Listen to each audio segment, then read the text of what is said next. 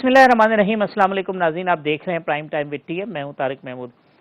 गुज़िश्ता दिनों press conference हुई एक डीजीआईएसपीआर की, और जो हमारे फॉरेन मिनिस्टर हैं उनकी इंडिया के हवाले से पाकिस्तान ने जो डोजियर था वो डोजियर अनाउंस किया कि वो दे रहे हैं। उसके बाद जो भारतीय वजारत ख़ारजा है उसकी जानिब से तरदीद हुई, और आज पाकिस्तानी वजारत ख़ारजा ने जो भारतीय मौक़िफ़ है उसकी तरदीद की है। और ना सिर्फ ये कि तरदीद की है, बल्कि वो जो बहुत ही एक कॉम्प्रिहेंसिव पाकिस्तान का डोजियर है उसे दुनिया के जो मुख्तलिफ ममालिक हैं, जो सिक्योरिटी काउंसिल के परमानेंट मेंबर्स हैं, जो दीगर फोरम्स हैं, वहाँ पर पहुँचाया जा रहा है। जो आज तर्जुमान दफ्तर ख़ारजा था, उनका कहना यह था कि भारत ने वही अपना घिसा पिटा पुराना मौक़िफ़ पेश किया है।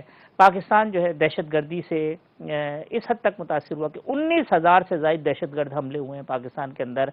83,000 से ज़ायद अफराद ने अपनी जानों की कुर्बानी दी हैं। 126 अरब डॉलर का जो है 126 अरब डॉलर का पाकिस्तान की जो इकॉनमी है उसको नुकसान पहुंचा है। और पाकिस्तान ने जो इस डोजियर के अंदर नाकाबिले तरदीद सबूत पेश किए हैं, भारत की जो दहशतगर्दी है, न सिर्फ ये कि उसकी माली मावनत की, लोगों को उकसाने की, ट्रेनिंग्स की, और जिस तरीके से वो ऑपरेट करते रहे। तो ये मौक़िफ़ था जो आज एक इंटरनेशनली पाकिस्तान ने एक मरतबा फिर अपनी उसी मौक़िफ़ को दोहराया जो चंद दिनों पहले आपने प्रेस कॉन्फ्रेंस देखी थी। साथ साथ गिलगित बल्तिस्तान के इंतखाबात पाकिस्तान तहरीक इंसाफ ने कामयाबी हासिल की है। पीटीएम ने मुस्तरद कर दिया है, कहा है कि 2018 के जो इंतखाबात हैं उसी की तारीख दोहराई जा रही है, जबकि हुकूमत का मौक़िफ़ ये है तहरीक इंसाफ का कि गिलगित बल्तिस्तान के अवाम ने जो मुस्लिम लीग नून का बयानिया था, जो पीडीएम का बयानिया था, वो मुस्तरद कर दिया है। और ये जो कहते थे कि रेफरेंडम है, तो रेफरेंडम के नताइज सामने आ गए। साथ साथ जो कोरोना के हवाले से केसेस के बढ़ने का मामला है, आज जो तालीमी इदारों के मुस्तकबिल के हवाले से जो फैसला था वो एक हफ्ते डिले हुआ है, लेकिन जो बड़ी अनाउंसमेंट हुई है वो वज़ीर आज़म पाकिस्तान इमरान खान ने आज शाम में की, जिसमें उन्होंने कहा कि मुल्क भर में जलसे जुलूस पर पाबंदी आयद कर दी गई है, और अब जो है वो किसी को भी जलसे जुलूस की इजाज़त नहीं दी जाएगी। पाकिस्तान डेमोक्रेटिक मूवमेंट ने हुकूमत के इस ऐलान को मुस्तरद कर दिया। इस मौज़ूआत के ऊपर गुफ्तगू करेंगे। मेरे साथ मौजूद हैं सिंध असम्बली में कायदे हिज़्ब इख्तिलाफ पाकिस्तान तहरीक इंसाफ के रुकन असम्बली मोहतरम जनाब फिरदौस शमीम नकवी साहब। मुझे ज्वाइन कर रही हैं कराची से पाकिस्तान पीपल्स पार्टी की सीनियर रहनुमा सूबाई वज़ीर मोहतरमा शैला रज़ा साहिबा, जमीयत उलमा इस्लाम के सेक्रेटरी इत्तलात मोहतरम जनाब असलम गौरी साहब, और पाकिस्तान मुस्लिम लीग नून से ज्वाइन करेंगे सेनेटर गौस न्याजी साहब। फिरदौस शमीम नकवी साहब, तो खुश हैं गिलगित बल्तिस्तान इलेक्शन जीतने पे? तो कहते हैं धांधली हुई है और फिर आपने कोई हाथ की सफाई दिखाई है, 2018 की तारीख दोहराई गई है। बात यह है कि बयानिया बड़े वाज़ेह है। अगर ये जीत जाएं तो फेयर इलेक्शन, और ये हार जाएं तो अनफेयर इलेक्शन। अजीब बयानिया ये 2018 के इलेक्शन को कहते हैं, तो 2018 के इलेक्शन से शुरू होते हैं। चीफ इलेक्शन कमिश्नर किसने अपॉइंट किया? पीटीआई ने किया था या पीएमएलएन और पीपीपी ने किया था? चीफ इलेक्शन कमिश्नर इनका, कानून बनाया हुआ इनका, धानली पीटीआई ने की। सिंध में पीपल्स पार्टी की पॉपुलैरिटी मोहतरमा बेनजीर भुट्टो की शहादत के बाद से तो ज्यादा नहीं हो सकती, और उसके बाद जो इनकी परफॉर्मेंस थी, अगर उसको देख के वोट दिया जाता तो कोई जी शऊर आदमी ये मानने को नहीं तैयार होना चाहिए कि इनको ज्यादा वोट पड़ सकते हैं। लेकिन ये धांधली की पैदावार नहीं है, जबकि इन्हीं ने तो धांधली बैलेट बॉक्स तब्दील करने तक की है, और उसके भी डिस्कशन आए। अगर ये अनफेयर इलेक्शन था तो ये कंप्लेंट्स क्यों नहीं आई? जितनी कंप्लेंट्स 2013 के इलेक्शन पे आई थी, उससे आधी से कम कंप्लेंट्स जो आई हैं 2018 के इलेक्शन में। एक इंडिपेंडेंट इदारा है फैफन, उसकी रिपोर्ट देख ले, वो कहता है by and large it was a fair election, और वो 80% प्लस मार्क्स देता है फेयर इलेक्शन होने के। लेकिन जिनको रोना हो वो रोते हैं। पहले ये कह रहे थे कि फौज की इन्वॉल्वमेंट थी, अब पता नहीं किसकी इन्वॉल्वमेंट है। पूरे इलेक्शन प्रोसेस में ये हिस्सा लिया इन्होंने, हर किस्म की बात इन्होंने की, अपना बयानिया दिया। PTI was at a disadvantage. PTI इनकी टॉप लीडरशिप गई है, मरियम नवाज गई, बिलावल गए, हमारे वजीर आजम इमरान खान अगर वो कहीं पहुंच जाते कैंपेन करने तो इनको जितनी सीटें मिली उतनी भी नहीं मिलती, और फिर भी ये कहते हैं कि धांधली होती। ठीक, कैसे धांधली हुई है? शहला साहब वो कहते हैं आप कैसे धांधली हो गई, फौज के ऊपर था, फौज तो इस इलेक्शन में थी नहीं कहीं, आपने भरपूर कैंपेन चलाई, सब कुछ किया, अब धांधली कैसे हो गई? इन्हीं की बातों में इनका जवाब है। इन्होंने दो बातों पे जोर दिया कि 2018 के इलेक्शन में इलेक्शन कमिश्नर हमारा लगाया हुआ था, हमने आइन के तहत लगाया था, उसमें आपको भी कोई एतराज नहीं था। अभी तो इलेक्शन कमिश्नर आपका लगाया हुआ है जो इतना बेचारा बेबस, इतना मजबूर कि कोड ऑफ कॉन्डक्ट पे अमल नहीं करा सकता कि एमएनए एमपीएस के अलावा मिनिस्टर्स नहीं आ सकते। वो तो ये भी नहीं कह सकता कि वजीर आजम आपको भी नहीं आना था, इलेक्शन अनाउंस हो चुका था और आपने वो काम जिसका तरीक़ाकार आईनी तौर पे वज़ा है, आपने आके अकेले अपने आमिराना सोच के तहत अनाउंस कर दिया और ट्वीट भी किया। ये और बात है कि बाद में उस ट्वीट को डिलीट करना पड़ा। आपके मिनिस्टर्स वहाँ पहुंचे और ऑन रिकॉर्ड ये स्टेटमेंट है कि जितने नोट होंगे, जितने वोट होंगे इतने नोट होंगे। आपने नोट बैंक पे इस्तेफा किया, हमने वोट बैंक पे। आपने वहाँ पे जो है फ्री ऑफ कॉस्ट गंदुम बांट दी, आपने वहाँ पे जो है इतने मंसूबे ऐलान कर दिए जितने आपने पाकिस्तान के कटौती किए मंसूबे उससे डबल। दूसरी बात जो है मैं ये कहना चाहती हूँ, गिलगित बल्तिस्तान में बल्तिस्तान इस्कर्दू 1 मेहदी शाह के सामने इन्होंने क्या किया कि तहरीक इस्लामी के बंदे को ना सिर्फ बिठाया, कोई बात नहीं वो इन्हीं के लोग थे, उनको बिठाया ही नहीं, सिर्फ उसको मुशीर बना दिया to the minister of Kashmir affairs का, गिलगित बल्तिस्तान अफेयर का। ठीक, यानी आपने उसको रिश्वत दी कि हमारे बंदे के आगे बैठ जाओ। ठीक, एक बात ये हुई। दूसरा, चेयरमैन को आखिरी जलसा गिलगित में नहीं करने दिया गया, किस वजह से? तीसरा जो है 7 दिन पहले, आज से कोई हफ्ते को या किसी दिन वहां पे टीचर्स का धरना था, मैं गई थी बल्तिस्तान में स्कर्दू 1 में, वो एडहॉक की टीचर्स थी, उनको 12-12 20-20 साल हो गए तो उनको हटा के अचानक नए टीचर्स अपॉइंट किए गए। तो ये आप कह रहे हैं कि बिल्कुल शफाफ हुआ? ठीक, यानी ये पॉलिटिकल इंजीनियरिंग हुई। नकवी साहब से ये जवाब प्री पोल रिगिंग थी। अच्छा, और इसके बाद जो रिगिंग हुई है वो नौगाम में सबको नजर आ रही है, और क्या कहते हैं अस्तोर में, रोंदू में आज अखबारों ने रिपोर्ट किया है कि पुलिस वाले किस तरह से जो है फिजिकली जो है हर्डल कर रहे थे कि पीपल्स पार्टी वालों को वोट नहीं मिलेगा। इसके अलावा गिलगित सकार में भी जो है वो बहुत ज्यादा ये सब देखने में आया है। जो बंदे रात को जीत गए, सुबह को उन्हें बुला के कहा तुम 1 से हार गए, 2 से हार गए, और रात को जो जीत रहे थे उनके रिजल्ट रोके गए और सुबह को हार के दिए गए। ठीक, वासिम अली साहब, मुस्लिम लीग नून के साथ क्या हुआ? निकले लोग वहाँ पे नून लीग, वो कहते हैं जी वो बिल्कुल उनके तो 9 इलेक्टेबली जीत, उनके तो 9 इलेक्टेबली इन्होंने लोटा बना के ले लिए, जो इनका पुराना काम है, लोटा साजी और लोटा अपनाइयत। ऐसा कहते हैं मरियम साहिबा का बयानिया मुस्तरद कर दिया लोगों ने, मुस्लिम लीग नून की सियासत को दफन कर दिया जीबी के अंदर। एक तो प्री पोल रिगिंग हुई है, प्री पोल रिगिंग जिसमें आपने भी जैसा कि शैला साहब ने कहा है, उसमें आप देखें कि इलेक्शन कमीशन ने इतनी बड़ी बेबसी का इजहार किया है।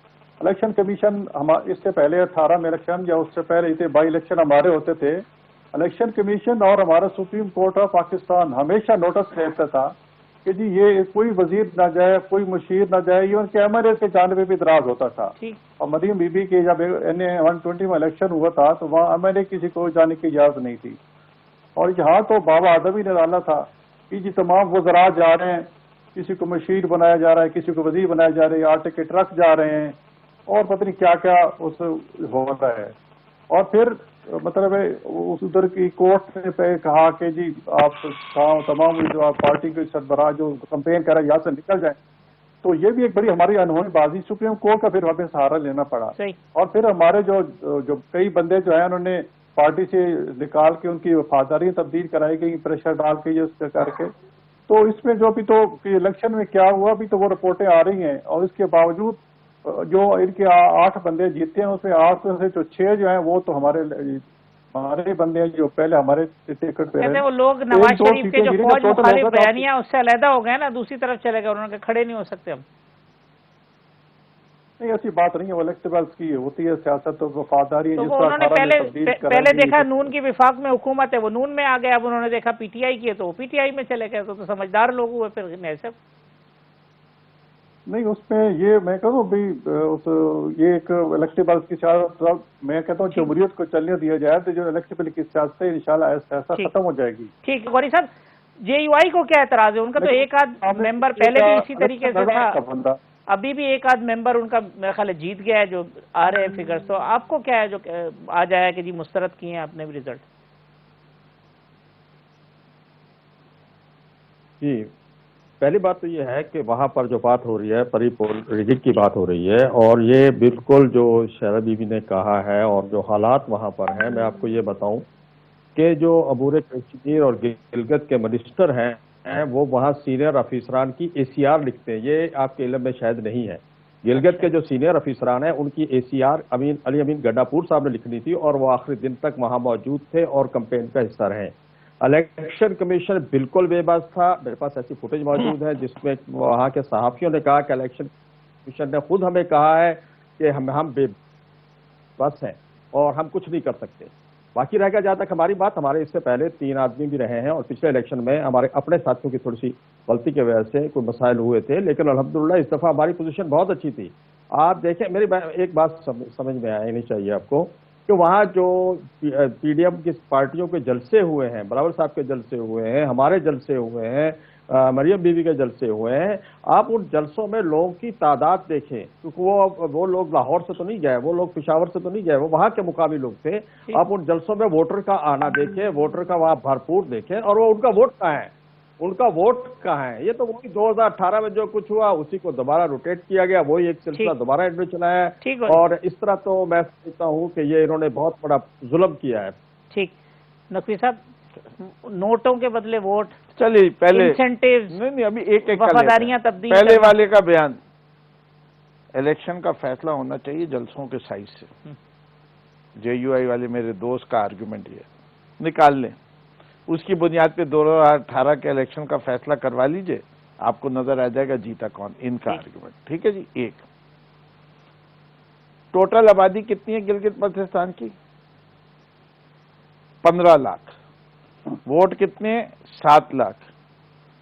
ये जो पीपल्स पार्टी में खातून बैठी हुई है, मेरी बहन शैला रजा, इनसे पूछे कि सेनेट के इलेक्शन में इन्होंने कितने की खरीदारी की थी पिछली 2015 में, MKM के कितने लोग तोड़े थे, क्या क्या दे के तोड़े थे? खरीदारी ये करते हैं या हम करते हैं? KP में किसने खरीदारी की थी? और 7 लाख वोट के, कितने वोट के पैसे वादे किए थे? 1000, 1 लाख, और किस तरह पहुंचाए गए थे? कोई सबूत मिला किसी को पैसे दिए गए? ऐसी बातें, हवाई बातें करने। अगर देखिए इलाके में खबर देखिए, मैं आपकी बारी में बिल्कुल खामोश बैठा हुआ था, आपकी बारी आएगी आप बोल लीजिएगा, वरना मैं बोलने नहीं दूंगा आपको भी। कहते हैं आटे बांटते रहे ट्रकों के। जी, मैं देखिए बात कह रहे हैं ना, अगर अखबारात में 4 दिन पहले से आटे की किल्लत की खबरें उस इलाके में ना चली हो तो वफाक को क्या करना चाहिए? आटा नहीं भेजना चाहिए था वहां जी, किसी कैंडिडेट के हाथ बैठवाए वो आटा, तो पहले भी, या अवेलेबिलिटी ऑफ आटा की देख लो। और अगर इतनी पीपल रिगिंग हो रही थी जी, देखिए इन्होंने माना कि कैंपेन करने की इनको खुली इजाजत मिली, कहते लेकिन वुजरा ने तो वायलेशन की। मैं उस पर भी आऊंगा, मैं आपने सालों के जवाब दूंगा। कैंपेन का part good, election day media की आंखें थी, सब कुछ था, कोई ना हंगामा रही हुई ना कोई ऐसी बैलेटिंग हुई, ये नहीं कि जो स्लो भी बात कर रहे थे, वहां रात के 11 बजे तक पोलिंग स्टेशन खुले रहे और वोट डलते रहे, जितने लोग अहाते में आए थे सबने वोट दिया। गिलगित बल्तिस्तान के लोगों ने शिकायत नहीं किया हमें वोट देने की राइट से, वरना दिन भर ये कह रहे थे कि हमारे लोगों को वोट नहीं दे रहे, जैसे लाइन में इन्हें पता था कि किसका वोटर है। लेकिन क्योंकि इल्जाम लगाना था लगाओ, तो election day was also good. अब के ये भी नहीं है कि हमारे लोगों से फॉर्म नहीं साइन कराए थे, भाई नहीं साइन करते तुम्हारे लोग अगर कोई बैलेट, तो गिनती भी सही हो गई, गिनती सही हो गई, इलेक्शन डे सही रहा, कैंपेन सही करनी पड़ी।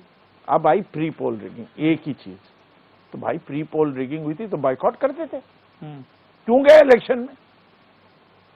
आज जो तुम धरने देने की बात करते हो, करते ना बाइकआउट, ये कोई है उम्मीद पूरी थी अच्छा, कि उम्मीद शायद हम जीत जाएं, और वो उम्मीद पूरी नहीं उतरी। इससे के पल्स के उम्मीद सर्वे, थी या आसरा था?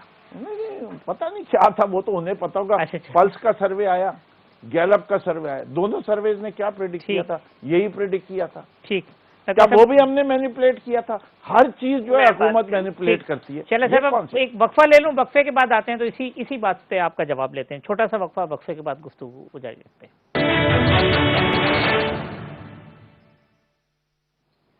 वेलकम बैक नाज़रीन। फिरदौस शमीम नकवी साहब, शैला रजा साहिबा, सेनेटर गौस असलम गौरी साहब मेरे मेहमान हैं। शैला साहब, ब्रेक पे जा रहे थे, कब फिरदौस साहब कह रहे थे प्री पोल रिगिंग हो रही थी, बाइकआउट क्यों नहीं किया? उम्मीद थी या आसरा था? इलेक्शन लड़ा, रिजल्ट खराब आ गए, तो अब कहते हैं जी धांधली हो गई। मैं हैरान होती हूँ पीटीआई वालों पे कि जो हम एक बात दलील से कर लेते हैं वो दोबारा से कहते हैं 2 एकम 2। तो मैंने इनको कहा कि जी बिल्कुल अच्छी कैंपेन नहीं हुई, पहले दिन से बाइस्ड था, कहा कि सारे निकल जाएं, जिस पे चेयरमैन ने कहा कि मैं गिरफ्तार हो जाऊंगा, मैं नहीं निकलता। तो आप हर्डर डाल रहे थे या नहीं? ठीक है, हर्डर डाल रहे थे या नहीं डाल रहे थे? फिर आपके वजीर आजम गए, उन्होंने कहा मैं अबूरी सूबा बनाता हूँ, ये हर्डल थी या नहीं थी?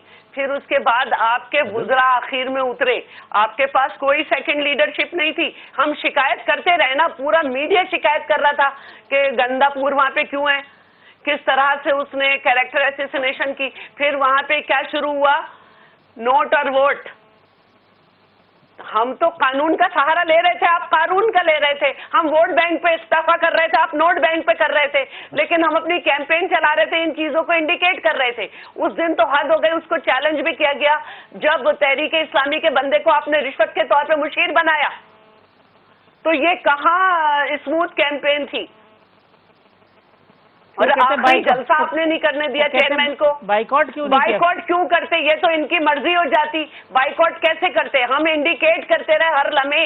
जब ये रिश्वत के तौर पर मुशीर बनाया गया तो ये तो चैलेंज था, उस वक्त उसको नायल कर देना चाहिए था कि भाई आपके हक में जो बंदा बैठा है हुकूमती उम्मीदवार के हक में, आपने उसको कैसे बना दिया मुशीर? इस पे इलेक्शन कमीशन ने धनिया पी लिया था, हम फिर भी खड़े रहे। ठीक, आप सुबह को कहते हो रात को जीता हुआ बंदा 2 से हार गया। ठीक जी। नेल साहब, आप उस वक्त बात कर रहे थे। आतिफ साहब जी, फिरदौस नकवी साहब के लहजे से ऐसा लग रहा है कि जैसे धांधली हमने की है, उनका लहजा यही बता रहा है और उनके दिल बस नहीं चल रहा, वरना वो हमारे ऊपर इल्जाम लगाते कि हमने तो धांधली नहीं की, इन्होंने धांधली की है। भाई सारी चीजें आपके सामने है। प्री पोल रिगिंग में अभी तो शैला साहब ठीक कह रहे हैं कि अभी तो पता चलेगा भाई किसने कहाँ धांधली हुई है। अभी तो रिपोर्टें पे रिजल्ट पूरे कंपाइल नहीं हुए, और फिर भी आपने 7-8 सीटें ली हैं। कितने, मेरे मतलब है कोई कल तो असद उमर साहब ने ट्वीट कर दिया था कि जी हम जीत के हुकूमत बना रहे हैं, बाद में शायद डिलीट कर दिया। तो मेरा कहने का मतलब ये है कि प्री पोल रिगिंग तो सब देखी, और फिर इलेक्शन कमीशन की जो कमजोरी हुई सामने आई, वो तो सबके सामने है कि वो इस तरह इस कदर कमजोरी उसने दिखाई कि जी। और मैं अपने मुल्क की अदलियत से भी कहूँगा कि सुप्रीम कोर्ट पाकिस्तान में कि माजी में इतने बड़े बड़े नोटिस लेते रहे और यहाँ वो तराग धन दरा के और जरीते रहे, और फिर इस तरह करेक्टर असोसिएशन की गई हमारी लीडरशिप की। तो मेरे ख्याल उनको तो हम तो समझ रहे थे कि शायद सुप्रीम कोर्ट कुछ न कुछ तो नोटिस लेगी, लेकिन मैं इंतजाम करता हूँ सुप्रीम कोर्ट को इलेक्शन कमीशन को साफ ही सुन गया। मैं तो बड़ा अपडेट हुआ कि नेक्स्ट जो एक बात ऐड करना चाह रही थी मैं। जी शैला साहब, जी फरमाइए। जी, मुख्तलिफ चैनल्स में दिखाया था, हमने नहीं दिखाया, हम तो वहाँ मसरूफ थे। जितनी टीचर्स की तादाद थी उससे डबल बैलेट, पोस्टल बैलेट छपे हुए वहाँ पहुंचे थे। जी जी, नकवी साहब आप कमेंट कर लें तो मैं गौरी साहब की तरफ। ठीक है साहब, जवाब ले लें नकवी साहब का। ये ऐसी वाली बात है कि एक तरफ जब तक इनका बयानिया और सारी तकरीर आती रहे, वो तो मीडिया आज़ाद है। वो आज़ाद मीडिया जो है ये सोशल मीडिया की पोस्टें नहीं चलाता, इसके माने वो वेरीफाइबल नहीं होंगी या कोई डाउटफुल होगा। हमने तो किसी को नहीं रोका। ये बात करते हैं कैरेक्टर की, ये वोट ही कैरेक्टर का डला है। एक ऐसी खातून लीड कर रही हैं, एक ऐसी खातून लीड कर रही थी जिन्होंने कहा मेरी एक जायदाद नहीं है, और वो आज भी एवन फील्ड अपार्टमेंट जो है जिसके अंदर उनका निकला वो कैलेबरी फॉन्ट, वो सारा वो खुद कन्विक्टेड, बाप कन्विक्टेड, भाई मफरूर वो पाकिस्तान में आते, इसाक डार साहब वो मफरूर, शहबाज शरीफ साहब के बेटे वो मफरूर। अब ऐसे खानदान को जो अपनी जायदादें मुल्क से बाहर बनाते हों, जिनका पाकिस्तान में पैसा कम लगा हुआ, मुल्क पाकिस्तान से ज्यादा बाहर लगा हुआ, उनका कोई कैरेक्टर है? किस कैरेक्टर की बात करते हैं? मतलब उस खातून का कोई कैरेक्टर है? मैं उसके जाती वाली बातों पे तो जानेंगे ही नहीं, वो बिलो द बेल्ट है। लेकिन जो उनका कितनी कदमें खा के कहा, इनके वालिद साहब ने पूरी कौम से कहा, और उसके बाद कतली खत, और एक दफा नहीं, एक दफा के केस नहीं, हुदैबिया पेपर मिल तब कतली खत, सऊदी अरेबिया जाना मैंने कुछ लिख के नहीं दिया, सामने आ गया, एक दफा का झूठ साबित हुआ है उस शख्स का। फिर वो कहते कैरेक्टर, भाई ये कैरेक्टर ही की थी।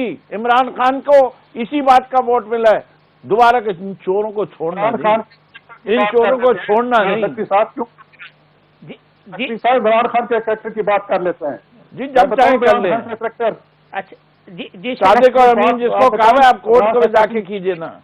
जी शैला साहब, मैं बात करूं, मैं ये पूछना चाहती हूँ, क्या इमरान साहब को वहाँ पे बकौल आपके इसका वोट मिला है कि ज़राई मुल्क है और 4 अरब डॉलर की गंदम इंपोर्ट होगी, या इसका वोट मिला है कि हमारी करेंसी जो है नेपाल से भी गिर गई, या इसका वोट मिला है कि जीडीपी जो है पाकिस्तान में पहली मरतबा नेगेटिव हो गई, या मईशत जो है अफगानिस्तान से भी कम हो गई, या चीनी आटा चावल जो है लोगों की खरीद से बाहर हो गए? क्या इसका वोट मिला है या कश्मीर के सौदे का वोट मिला है? जी गौरी साहब आप कमेंट कर लें। बता दें मुझे बात, 1 करोड़ नौकरियां देने का वोट मिला है या 50 लाख घर बना के दिए उसका वोट मिला है? किसका वोट मिला है गौरी साहब? गिलगित यू टर्न लेने के लिए वोट मिले? बात करते असल में फरदौस शमीम नकवी साहब जो बात कर रहे हैं ना, ये वही बात होती है कि जब बैच के आखिरी लम्हे होते हैं ना, ये बात को घुमाते हैं, इधर उधर दूर दूर बाल फेंकते हैं ताकि वक्त पास हो जाए। ये बातें जो आप कर रहे हैं ये 1000 दफा हो चुकी है। मौजू पे बात होनी चाहिए, जो इशू है उस पर बात होनी चाहिए। शेख रशीद साहब को अलहाब हो जाता है 3 दिन पहले, वो कहते हैं इतनी सीटें जीतेंगी। असद उमर साहब कल ट्वीट कर देते इतनी सीटें जीतेंगी। या तो आप मान लें कि उन्हें अलहाब होता है उनको, वो वली कामिल है, या आप समझ जाए कि उन्होंने सब कुछ खेल खेला है। इसी तरह पोस्टल बेल्ट की इतनी बड़ी शिकायत है, आप 2 दिन सब्र तो करें ना। आप फौरी तौर पर आपको बहुत सी शिकायत, एक वाइट पेपर तैयार हो रहे हैं, वो सब आएगी आपके सामने।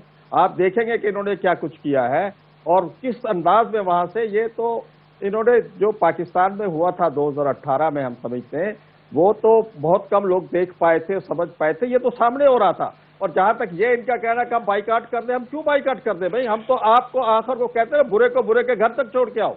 हम आपको आखिर तक ले जाना चाह रहे थे, तो कौम को दिखाना चाह रहे थे कि जो यहाँ हो रहा है ये 2018 में हुआ है, और इससे ज्यादा क्या हो सकता है? हर हल्के के 16 से 17,000 वोट कास्ट हुए, जो बहुत ज्यादा हुए। ये गिनती नहीं आती वहां के लोगों को क्या कि रात को जिता दिया और सुबह को कहा तुम 2 से हार गए? ये जो शिकायत उनको बुलाया जा रहा है। पहले ही चेयरमैन ने कहा था कि मेरे लोगों पे दबाव डाल के कहा जा रहा है कि आप पीटीआई ज्वाइन कर लो, नून लीग के लोगों और बाद में रात को चीफ सेक्रेटरी के ऑफिस में बुलाया गया। जी बंद करेंगे। जी पहली चीज तो ये, इलेक्शन 2018 का इलेक्शन कमिश्नर इनका कितनी शिकायतें की इन्होंने, उससे क्या होता है? नहीं, ये अब आप खामोश रहिए। अगर धांधली थी, आपने ड्यू लीगल प्रोसेस क्यों नहीं फॉलो किया? हमने किया था ना 2013 में। इसलिए नहीं किया कि हमें पता था जो election commission party funding case नहीं सुन सकता, वो हमें क्या सुनेगा? छोड़िए, 2013 में हमने कहा 4 हल्के खोल दो इंडिकेटिव, वो 4 हल्के खुले और उनके जो जो नतीजा है वो सबके सामने। ये क्यों नहीं गए? जो सड़क पे करना था वो भी करते, लेकिन ड्यू लीगल प्रोसेस क्यों नहीं फॉलो किया? अभी भी ड्यू लीगल प्रोसेस फॉलो करें, और हमने कोई रोका है? कोई आसान में भी करें, बिल्कुल करें, शौक से करें। और जहां तक बात है, सूरी साहब के हल्के ने बता दिया क्या हुआ था, हम क्या जानते हैं? क्या सब सूरी के हल्के ने बता दिया? हल्के में पता चल गया वो खुला हल्का। तो क्या मैं बात करूं, बात सारी ये, मैं बात करूं, आपको हर जगह का इख्तियार है, जहां जो निकलेगा वो बयान होगा। ड्यू लीगल प्रोसेस फॉलो हो रहा है, आप भी फॉलो करते रहिए। नवाज शरीफ हल्के में क्या हुआ? फैसलाबाद के मैं हमारे आपको क्या बोलूं, जो फैसल है उनके हल्के में क्या हुआ? मुझे क्या पता, मुझे ये पता है आप जिस हल्के में लड़ी, मैंने सूबाई असेंबली पे आपसे ज्यादा वोट लिए। खत्म हुई। आप कौमी पे लड़ रहे थे, आपके लिए तो ये भी हैरानी की बात है, आपके लिए आप ये भी हैरानी की बात हुई है कि आप दोनों के मिलकर 55,000 और आप 70,000 वोट से हारी हैं इमरान खान आपके लिए परेशानी नहीं इमरान है। खान वो लीडर है जो हर हल्के से जीता है। छोड़िए, तो उससे ज्यादा जमहूरियत और उससे ज्यादा लाइकेबल, उससे ज्यादा पॉपुलर लीडर कोई नहीं है। तक नहीं आया। अब आप बोले नहीं, अब उसके अंदर जो कुछ है ये अभी भी जो अब ये पोल का जिक्र नहीं करेंगे और लोग उसे कोस रहे। ये अभी कोई बात नहीं करेंगे आसिफ जरदारी की दौलत की, कोई बात नहीं करेंगी उस मैं क्यों बात करूं? आप कोई इधर उधर क्यों जा रहे हैं? बता देंगे दौलत कहाँ से कमाई, चोरों के बादशाह आपको छोड़े, फिर भी आप चोरों को रिजेक्ट किया, तमाम चोरों को रिजेक्ट इंडिपेंडेंट के मोहताज है। गिलगित बल्तिस्तान के आवाम ने अभी ये बोलती है ना सिंध की परफॉर्मेंस, ज्यादा जीबी को जरा बताएं 12 साल की क्या परफॉर्मेंस कोई नहीं है। बताया। ये शहर बगैर पानी के, ये शहर बगैर बसों के, ये शहर में बल्तिस्तान में जितने लोग रहते हैं ना उतने ही गिलगित बल्ती उसके 25% यहाँ भी रहते हैं, उसके यहाँ भी रहते हैं। वो देखते हैं हालात कराची के और उसके बाद आप समझते हैं कोई जाके कहेगा कि तुम पीपल्स पार्टी को वोट दो। आपके ख्याल से कोई देगा? चले साहब, तो बीआरटी मुंह चढ़ा रही है एक मंसूबा, आपका तो कोई बीआरटी बने ही नहीं। फिरदौस साहब वक्फा ले लो, वक्फे के बाद जो आपका तो बने ही नहीं। हुकूमत ने जो पाबंदी लगाई है जलसे जुलूस के ऊपर, उसके ऊपर बात कर लेते हैं एक वक्फे के बाद।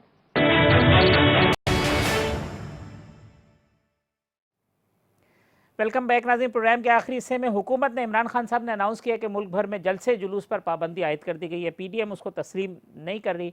इसी के ऊपर प्रोग्राम के लास्ट सेगमेंट में बात कर लेते हैं कि ये डिसीजन कोरोना की वजह से है या ये एक पॉलिटिकल डिसीजन है अपोजिशन की मूवमेंट को रोकने के लिए, गैदरिंग्स को रोकने के लिए। मेरे साथ मौजूद हैं फिरदौस शमीम नकवी साहब, सेनेटर गौस नियाज़ी साहब, शैला रज़ा साहिबा और असलम गौरी साहब। पहले गौस नियाज़ी साहब, ये जो जलसे जुलूस पे पाबंदी ये क्या है आप समझते हैं? आपने तो प्लान कर रखे हैं 22 को, फिर 30 को, फिर 13 को। बिल्कुल जी, हमारे जल्द से शेड्यूल के मुताबिक होंगे, 22 को होंगे, 30 को होंगे। इसके अलावा भी हमारा कल या परसों मानसेरा में जलसा हो रहा है, हम जल्द से करेंगे। उस पर कोई पाबंदी हमारे कोई लगा नहीं सकता और इंशाल्लाह हम जल्द से करेंगे। कोरोना का तो अभी और ये वायलेशन पे फिर जब मुकदमा दर्ज होंगे, गिरफ्तारियां होंगी, नियाज़ी साहब मुकदमा दर्ज हुए, गिरफ्तारियां हुई वायलेशन पे कर रहे थे और सारे उनको कोई नहीं उस पर पाबंदी थी और हमारे पे जो कोरोना याद आ गया। हम इसका जरूर जल्द से करेंगे और बल्कि हम रैलियां निकालेंगे और इस हुकूमत को चलता करेंगे कि इनके होते हुए कोई हमें बेहतरी की उम्मीद नहीं है। ना पाकिस्तान के लोगों के हालात बेहतर होंगे, ना घर बनेंगे और ना जो है वो इस मुल्क का जो है मईशत जो है वो किसी से उसमें लगेगी। इनमें इतनी इस्तात ही नहीं है कि तमाम को बिठा के लायमल बना सकें कि मुल्क को किस से ले जाना है, सिवाय सोशल मीडिया का और काम ही नहीं इनका। ठीक जी, असलम गौरी साहब। मैं तो जी, और मैं ये कहूंगा कि अभी ये तो हम इदारों के जो इनको लाए हैं वो कम से कम एक ऐसा प्लेटफॉर्म बना दें जिस तमाम बैठ के इस मुल्क की मईशत की कोई सिमत दें। ठीक, ये इसमें तो कोई दो राय नहीं है, सबके नेशनल डायलॉग होना चाहिए नेशनल इश्यूज के ऊपर। जी असलम गौरी साहब, जल्द से जुलूस पे पाबंदी तस्लीम करते हैं? है कि वज़ीर आज़म करता है कि वज़ीर आज़म में बदकिस्मती सख्त नहीं है कि सबको बिठा सके। वो कहता है मैं अपोजिशन के साथ बैठा तो पता नहीं मुल्क का क्या हाल हो जाएगा, मेरी सियासत खत्म हो जाएगी। ठीक जी, असलम गौरी साहब कैसे आगे का मुल्क चलेगा? इसलिए हम चाहते हैं ये कोरोना की आड़ में छुपना, ये कोरोना की आड़ में छुपना चाह रहे हैं। अगर इन्होंने वाकई कोरोना की वजह से करना था तो सबसे पहले स्कूल बंद करने चाहिए थे। इस वक्त सबसे ज्यादा स्कूल मुतासर हो रहे हैं, छोटे छोटे मासूम बच्चे जा रहे हैं स्कूलों में। अगर ये सीरियस थे तो पहले स्कूल बंद करते। स्कूलों के लिए तो इन्होंने एक हफ्ता और बढ़ा दिया। ये कोरोना की आड़ में ये छुपना चाह रहे हैं हमसे। इंशाल्लाह देखे, तहरीकों के बड़े रास्ते होते हैं। पहली बात तो ये तहरीक चलेगी। दूसरा, आपने क्वेश्चन किया कि आप क्या मुकदमे होगा, तो ये जेलों में जाना, मुकदमे होना, यह तहरीकों का हिस्सा होता है। और तीसरी बात यह कि जेल भरो तहरीक भी हो सकती है, इसके मुख्तलिफ रास्ते होंगे। इंशाल्लाह 18 और 19 को 2 दिन इजलास हो रहा है पीडीएम का। हम इसको बहरहाल फिलहाल मुस्तरद करते हैं। हम अपने शेड्यूल के मुताबिक जलसे करेंगे और पीडीएम का आइंदा का लाए अमल भी 18-19 के इजलासों में आपके सामने आ जाएगा। ये छुपने की कोशिश कर रहे हैं, भागने की कोशिश कर रहे हैं। अब जो अवामी रिएक्शन आ रहा है, जो अवामी रिएक्शन आएगा उससे डरते हैं और इन्हें पता है कि गिलगित में भी रिएक्शन आएगा, पाकिस्तान के अंदर भी रिएक्शन आएगा और बल्कि ये गिलगित में जो कुछ हुआ है तारिक साहब, मैं ये आपको बताना चाहूँ कि उससे पीडीएम की तहरीक मजबूत हुई है, लोगों की आंखें खुल गई हैं, जो अभी तक गलत फहमी में थे उनकी भी आंखें खुल गई कि ये प्रयास क्या हुआ है, ये किससे छुपा हुआ नहीं है। जो ये अब मैं बताता हूँ बिल्कुल दुरुस्त साहब, आप वहां पर आटे के जो ट्रक तकसीम हुए ना फरदौस साहब, उस पे आपके कैंडिडेट थे, मैं फोटो भेज दूं आपके कैंडिडेट्स के जिन्होंने आटा बार तकसीम किया वहां पर। अब किस तरह ये इस तरह नहीं हो सकता। अब आप देखो सोशल मीडिया में और मीडिया जी ठीक शैला साहब आप कमेंट करें तो फिर मैं कंक्लूड तो अब ये इंशाल्लाह देखिए ये सब अंडरस्टैंड कर रहे थे कि जीबी इलेक्शन के बाद ये फौरन पाबंदी लगाएंगे। गुजरावाला में जब हुआ था तो इन्होंने एसओपीज पे को फॉलो न करने पे एफआईआर काटी थी, फिर उसके बाद खुद इमरान खान ने पंजाब में जलसा किया, उस पे कोई एफआईआर नहीं कटी। तो अभी जो ये बात हो रही है गिलगित बल्तिस्तान में, गिलगित में जो है इस वक्त बहुत सर्दी है और वहाँ पे लोग धरना दे चुके हैं और कल टीपीएल को नहीं रोक सके, ये बात क्या करते? जी नहीं सब कोई कमेंट कर रहे थे। इमरान साहब ने कहा था अब हमें कोरोना के साथ रहना होगा। जी नहीं सब मैंने कहा एक धरना कल से चल रहा है और शायद फैजाबाद पे भी पता नहीं है कि डिस्पर्स हो गया, पहले उन पे एसओपी अप्लाई करके दिखाया ना, जिनको बुलाया गया फैजाबाद पे और जो एक मजहबी ग्रुप की तरफ से चलाया गया, उनको पहले उस पर अमल करके दिखाया तो फिर हम भी अमल करेंगे। और एसओपी पे हम जल्द से हमारे रुकने वाले नहीं है इंशाल्लाह, लोग हमारे साथ हैं और जब तक ये सारे लोग समझ चुके हैं कि इनसे कोई हुकूमत चलाने की सकत नहीं है, ना ये मुल्क सवाल सकते हैं, ना लाडन। ठीक है सब मैं नकवी साहब को नकवी साहब ये जलसा पॉलिटिकल डिसीजन है, आप अपोजिशन की तहरीक से परफॉर्मेंस की बात कर ले, कितना टाइम है, परफॉर्मेंस देखनी है। Highest ever motorcycle sales in the last 2 months continue, highest ever cement take off, large scale manufacturing going by 7.7%। आपका करंट अकाउंट डेफिसिट के बजाय पॉजिटिव हो गया by more than $500 million। आपकी तमाम इंडिकेटर्स इकोनॉमी के आर वेरी गुड। और एक डिबेट इधर उधर चली जाएगी, लोग कहते हैं इंडिकेटर का करे क्या, वो ठीक है, मैं आपको ये कह रहे हैं ना किया क्या, you are recognized throughout the world कि कोविड से जिस तरह डील किया in the top 6 nations, brother मुल्क मोदी साहब, इनके brotherly country of mister Nawaz Sharif जहां से ये सपोर्ट लेते हैं, उसकी परफॉर्मेंस देख लें, यूएस की परफॉर्मेंस देख लें, इंग्लैंड की परफॉर्मेंस देख लें, ब्राजील की परफॉर्मेंस देख लें, उसको अप्रिशिएट नहीं करना। जहां तक ये बात करते हैं ना कोविड का, शैला रजा को तो सिर्फ मुराद अली शाह की तकरीरें सुना दे। मुराद अली शाह तो बेचारे खुद कोरोना नहीं नहीं वो तकरीरें सुना दें जिसपे उन्हीं ने जिन्होंने वो कह रहे थे कि इतने कोरोना केस के ऊपर तो वो पूरे मुल्क को बंद करवाने की बात कर रहे थे, जुलूस पे पाबंदी पे नहीं, जब वो बातें कर रहे थे या कहते वो झूठ बोल रहे थे और वो कोरोना खेल रहे थे, वो एक्शन उस नहीं वो कोरोना खेल रहे थे। टाइम सही था, नहीं टाइम सही नहीं था, इतने ही केसेस थे डेली, इतने ही डेली केसेस थे, इस वक्त इतने ही डेली केसेस थे। हमारा डिफरेंस कहाँ था, वो कंप्लीट लॉकडाउन पे थे, हम स्मार्ट लॉकडाउन पे। देखिए इनका या तो माइक बंद करा, फायदा कुछ नहीं है। अच्छा मैंने कुछ नहीं बोला, मैं तमीज के दायरे में रहता हूँ। अब आप खौफजदा होके पाबंदी लगा रहे हैं, हमें कैसा खौफ, ये बर्बाद हो चुके गिलगित में, इनका बयानिया बर्बाद हो चुका, लगाओ देखते कितने बैठते, बैठते, आओ बैठा लो, कोई नहीं आने वाला इनके साथ ऐसे 5-10% कुछ नहीं होना। इनका सारा बयानिया जो है डिमोलिश्ड है। ये पाकिस्तान डिवाइड मूवमेंट है, ये पाकिस्तान के फौज को बदनाम करने का मूवमेंट है। इनका बयानिया पाकिस्तान मुखालिफ बयानिया है जो पीएमएलएन का है। इन्हीं ने पाकिस्तान तोड़ने की बात की, बलोचिस्तान को अलहदा की बात की, इनकी एमएनए शहीद कहती हैं भारत के फौजियों को। ये क्या बयान करेंगे? तो जलसे जुलूस पे जो पाबंदी है उसका सियासत से कोई ताल्लुक नहीं है। आपने भी तो कहा था कोई शर्म होती है, कोई हया होती है। जी मैं तो आपको भी कहता हूँ कोई शर्म होती है, कोई हया होती है। चाहिए मैं आप ही को कह रहा हूँ कोई शर्म होती है तो कोई हया होती है कि 12 साल में कुछ करके दिखा दो, हर चीज में रोड़ा अटकाते हो, कोई काम करते नहीं हो। आपको शर्म और हया। अच्छा चले बस आपने अपनी पार्टी को कहा था कोई शर्म होती है, कोई हया होती है। आपने तो इतनी हिम्मत भी नहीं है, आपको तो इतनी हिम्मत भी नहीं है। थोड़ी सी शर्म और हया आपसे आ जाती है। हमें इतनी हिम्मत है, लेकिन आप लोग को तो माफी मांगनी पड़ी। चले शैला शैला रजा साहिबा, फिरदौस शमीम नकवी से फिर कहीं जाके वापसी हुई चलो है। मजा है नहीं, वो माफी कैसे मांगे। चले रहे साहब, गौस न्याजी साहब, असलम गौरी साहब, तमाम मेहमानों का बहुत शुक्रिया। कल इसी प्रोग्राम में इंशाल्लाह इसी वक्त दोबारा मुलाकात होगी। अल्लाह हाफिज़।